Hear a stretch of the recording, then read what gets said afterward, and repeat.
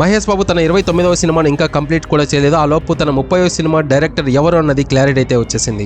దర్శకధీరుడు రాజమౌళి దర్శకత్వంలో super star Mahesh Babu ఒక pan world మూవీని అయితే చేస్తూ ఉన్నాడు. ఈ సినిమా వచ్చే ఏడాది అయితే రిలీజ్ కాబోతోంది. అది 2 భాగాలుగా వస్తుందా, ఒకే భాగంగా వస్తుందా అనే దానిపై ఇంకా క్లారిటీ అయితే రాలేదు. ఈ సినిమాను దుర్గా ఆర్ట్స్ పతాకంపై కేఎల్ నారాయణ 1500 కోట్ల భారీ బడ్జెట్ అయితే నిర్మిస్తూ ఉన్నాడు. ఈ సినిమా అటవీ నేపథ్యంలో యాక్షన్ అడ్వెంచర్ మూవీగా అయితే ఉండబోతోంది. ఈ సినిమాకు ఎంఎం కీరవాణి అయితే సంగీతం అందిస్తూ ఉన్నారు. ఈ సినిమా తర్వాత Mahesh Babu Hollywood hero అయిపోతారని fans అంతా భావిస్తూ ఉన్నారు. రాజమౌళితో ఏ హీరో అయినా సినిమా చేసిన తర్వాత తన నెక్స్ట్ సినిమా ఖచ్చితంగా ఫ్లాప్ అవుతుందని అంతా భావించేవాళ్ళు. కాకపోతే దాన్ని ఎన్టీఆర్ బ్రేక్ చేశాడు. అయితే మహేష్ బాబు తన నెక్స్ట్ సినిమా ఏ డైరెక్టర్ తో చేస్తాడో ఇప్పటికే క్లారిటీ అయితే వచ్చేసింది. పుష్ప 2 తో భారీ హిట్ కొట్టిన సుకుమార్ దర్శకత్వంలో ఆయన అయితే సినిమా చేయబోతున్నాడు. 1 నేనొక్కడినే సినిమా ఫ్లాప్ కావడంతో మహేష్ బాబుకు ఎలాగైనా సుకుమార్ గట్టిగా హిట్ ఇవ్వాలని ప్లాన్ చేస్తూ ఉన్నాడు. దీంతో వీళ్ళిద్దరి కాంబినేషన్ లో మహేష్ బాబు 30 సినిమా అయితే రాబోతుంది. మరోవైపు సందీప్ రెడ్డి వంక మహేష్ బాబుతో సినిమా చేయాలని ఎప్పటి నుంచో ప్రయత్నాలు చేస్తూ ఉన్నాడు. యానిమల్ సినిమా మహేష్ బాబుతో చేయాలనుకున్నప్పటికీ తన మనస్తత్వానికి అది విరుద్ధంగా ఉంటుందని మహేష్ బాబు దాన్ని అయితే రిజెక్ట్ చేశాడు. ఈలోగా స్పిరిట్ యానిమల్ పార్ట్ 2 పూర్తి చేసిన తర్వాత మహేష్ బాబుతో సినిమా చేయాలని పట్టుదలతో ఉన్నాడు సందీప్ రెడ్డి వంక.